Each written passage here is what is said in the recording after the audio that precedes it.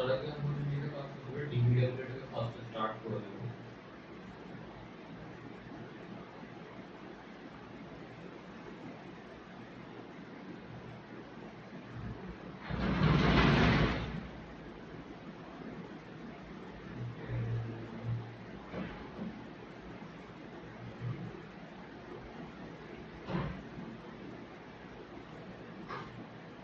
তো এখানে দুটো প্রসেস আছে, একটা হচ্ছে আমরা ডাইরেক্ট পিএইচপি দিয়ে আপলোড করে, ওটা আমরা দেখেছিলাম না,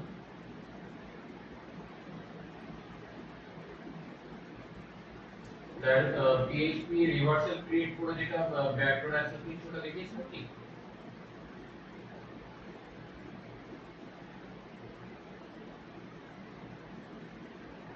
শোনাচ্ছি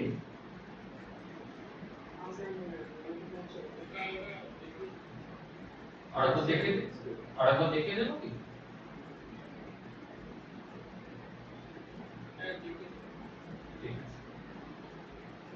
সো ব্যাপারটা আমাদেরকে বুঝতে হবে তার আগে। আচ্ছা, পিএইচপি এর কনসেপ্টটা তোমাদের কাছে কতটা ক্লিয়ার আছে? পিএইচপি বা ওয়েব সার্ভার বা ডোমেইন বা হোস্টিং যেগুলো আমরা বলছি, এটার কনসেপ্টটা তোমাদের কাছে কতটা ক্লিয়ার আছে?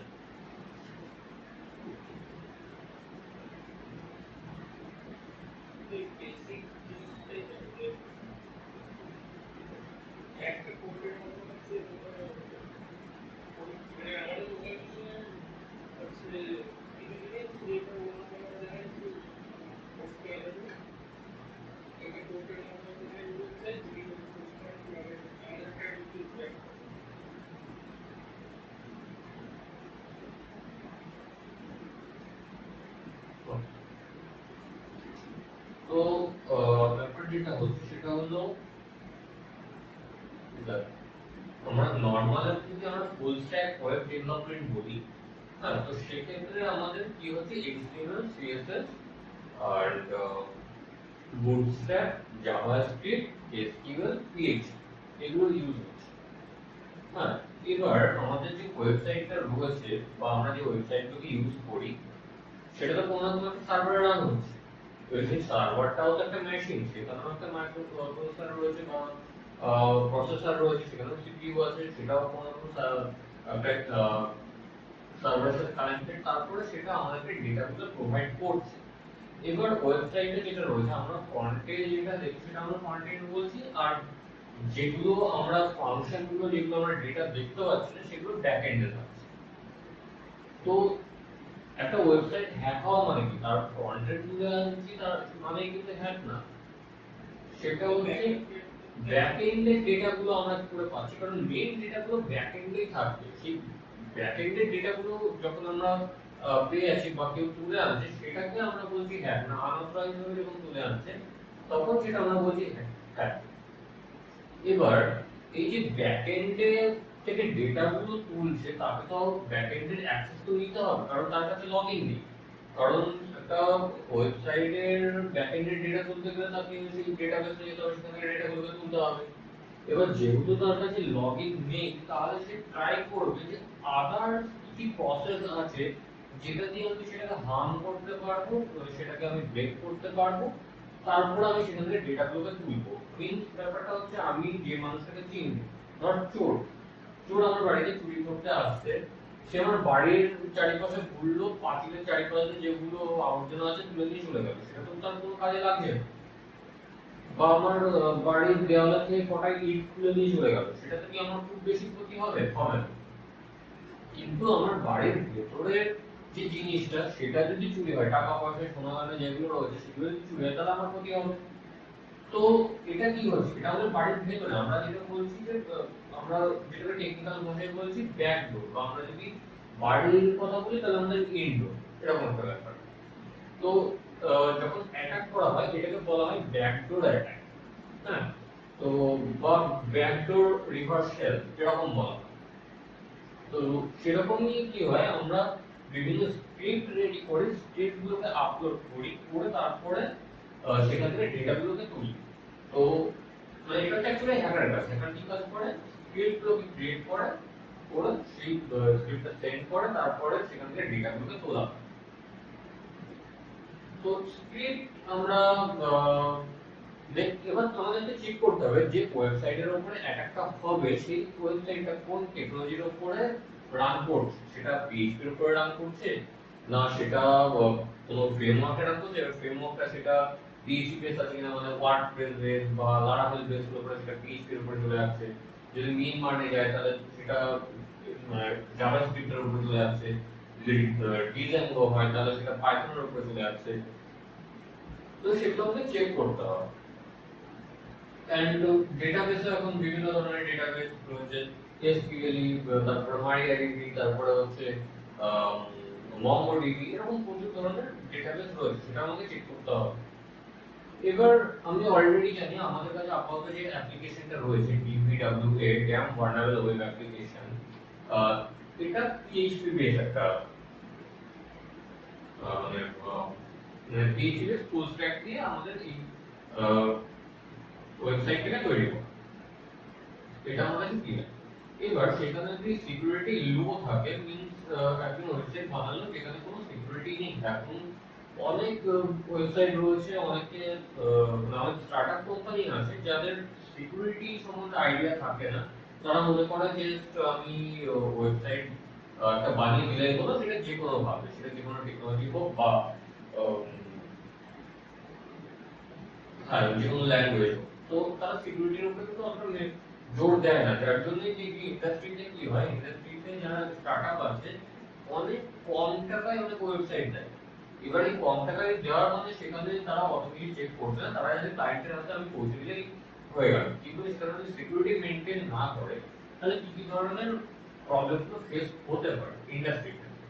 তো ধর সেখানে কোনো সিকিউরিটি নেই, এখন সিকিউরিটি লো, এবার সে একটা পোর্টাল বানালো যে পোর্টালে কেউ সেখানে ডেটা আপলোড করতে পারবে, সেটা ছবি হোক, সেটা কোনো মানে নাম ঠিকানা কোনো একটা লেখার জায়গা হোক, এইসব জিনিসগুলো অ্যাড করতে পারবে। তো এরকমই থাকে যে ব্রাউজ দেন আপলোড, এই জিনিসটা আমরা দেখতে পাই সেই সব জায়গায়। এবার কি হয়, হ্যাকার সেটা ফার্স্টে চেক করে দেয় এটা পিএইচপি তে তৈরি না কোন টেকনোলজি তৈরি। যদি পিএইচপি তে হয় তাহলে সে পিএইচপি বেস ব্যাকডোর তৈরি করবে বা ম্যালিশিয়াস কোড তৈরি করবে। তো ফার্স্টে আইএফ1 থেকে নিজের আইপিটাই চেক করবে। এবার যেহেতু আমরা এটা ভার্চুয়ালি করছি বা আমরা নিজস্ব মেশিন নিজস্ব ল্যাবে করছি এডুকেশনাল পারপাস, তো সেক্ষেত্রে আমরা নিজের আইপিতে করছি, কিন্তু অ্যাকচুয়াল হ্যাকার যদি হয় সেক্ষেত্রে তারা নিজের আইপি ইউজ করবে না, সে অলরেডি কোনো না কোনো সার্ভারের অ্যাক্সেস নিয়ে করবে, কারণ যখন ট্রেস হবে তখন সেই সার্ভারটাকে ট্রেস করবে, সেই হ্যাকারকে ট্রেস করবে না, বা হ্যাকার প্রক্সি কোনো একটা সার্ভার ইউজ করবে, বা এটাও হতে পারে যে সে পুরোপুরি তার আইপিটাকে হাইড করে তারপরে কাজ করছে, এইভাবে কাজ করছে। এখানে আইপিটা যেটা ইউজ হচ্ছে, এই আইপিটা হচ্ছে আমরা যেটা রিভার্স শ্যাল বলি। রিভার্স শ্যালটা কিভাবে কাজ করে এটা বলেছিলাম কি তোদেরকে?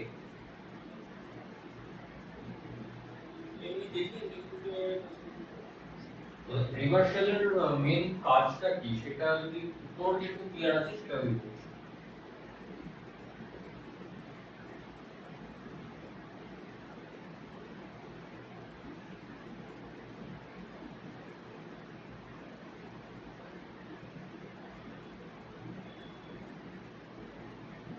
বলতে পারবি কি রিভার্স শ্যালের কাজটা কি থাকে? সো দ্যাট কি হচ্ছে, ধর এটা হচ্ছে ভিকটিম আর এটা হচ্ছে হ্যাকার। এবার রিভার্স শ্যাল কি করছে সেটা হচ্ছে প্রথমে হ্যাকার একটা ফাইল সেটা সেন্ড করছে, এবার এই ফাইলটার মধ্যে হ্যাকারের আইপিটা রয়েছে, ঠিক আছে?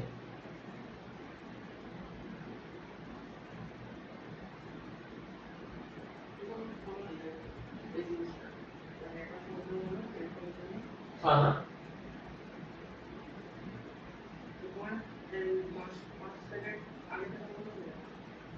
আচ্ছা কতটুকু তুই শুনতে পেরেছিস?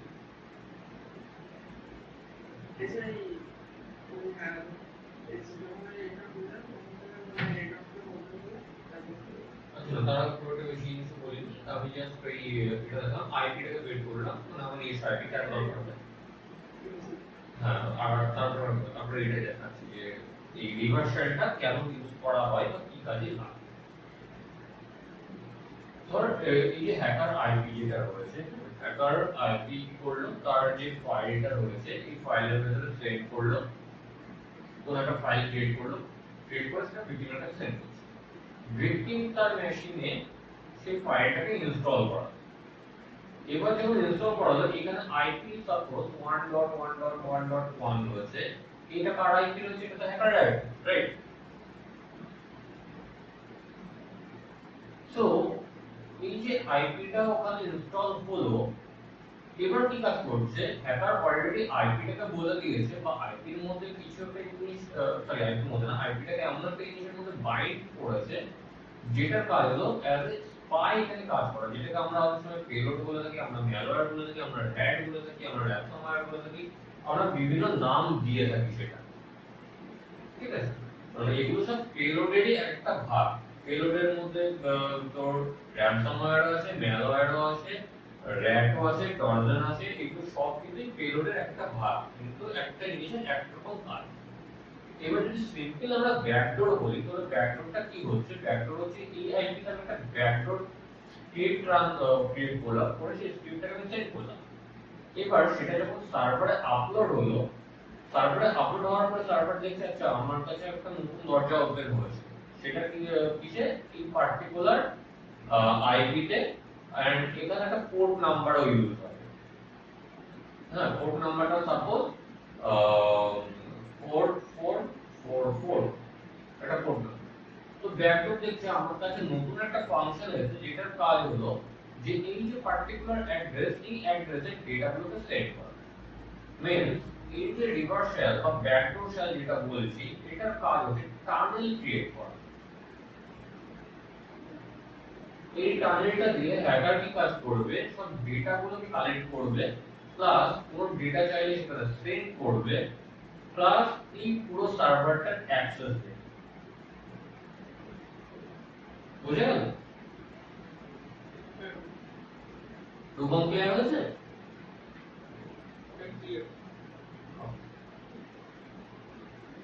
তো তাহলে আমরা নিজস্ব আইপিটা কেন ইউজ করছি, বোঝা গেল?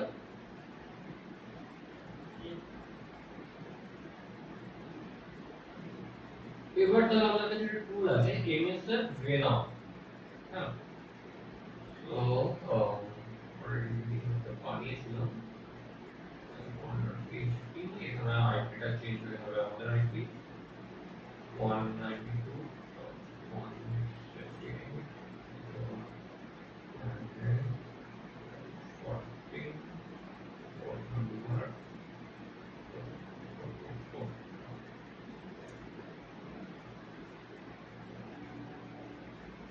और पेलोड क्रिएट कंप्लीट। এবার চেক করা যাক,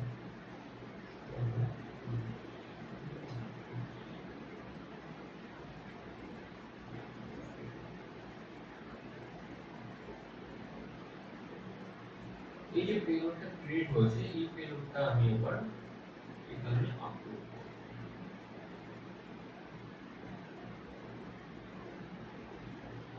আপলোড হয়ে গেছে, এবার আমি দেখতে পাচ্ছি না আপলোড হয়ে গেছে। ওকে, এবার এই যে ইউআরএলটা রয়েছে, এই ইউআরএলটাকে আমি জাস্ট কপি করব এন্ড পেস্ট করব and paste.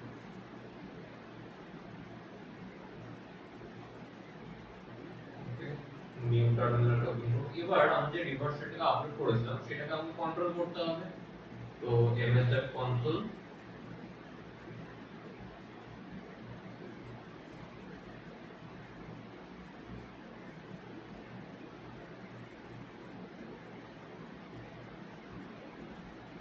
then use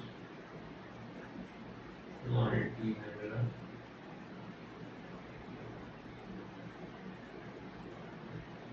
then set payload PHP interpreter credit card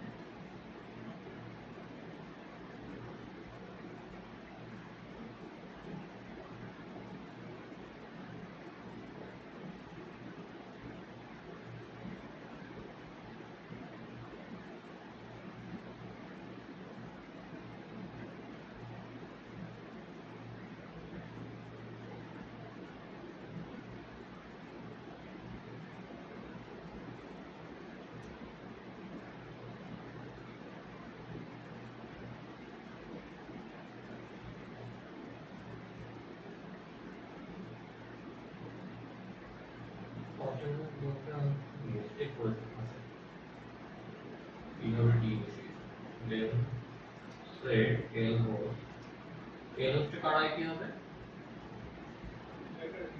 দেখো আর চেক করতে হবে এই আইপিটা এটার সাথে আমাদের পেলোডের আইপি ম্যাচ করছে তো পেলোড যে আইপি ক্রিয়েট করবো ওই আইপিটা আমাদেরকে নিয়ে নিতে হবে এন্ড পোর্ট নাম্বার আছে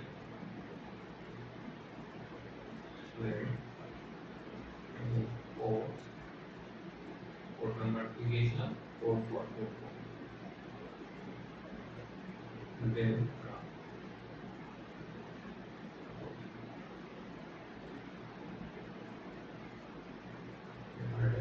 রিফ্রেশ করব তো যখনই রিফ্রেশ করলাম আমার কি হলো এই যে hack1.php যেটা ব্যাকডোর রয়েছে সেটা রান করে গেছে এবার রান করার জন্য আমি এখানে দেখতে পাচ্ছি মেটা ফিচারটা চলে গেছে এবার যদি আমি এখানে ls করি তার দেখতে পাচ্ছি যে এখানে কি ফাইল রয়েছে যদি cwd করি তাহলে আমি দেখতে পাবো যে সার্ভারের কোন লোকেশনে রয়েছে তো টোটাল জিনিসটা আমরা এখানে দেখতে পাচ্ছি এবার তো ব্যাপারটা হচ্ছে এটা তাহলে কি হচ্ছে একটু লো সিকিউরিটি রাইট লো সিকিউরিটিটা আমাদের এটা হয়ে আছে এবার যদি এখানে একটু সিকিউরিটি হাই তাহলে কি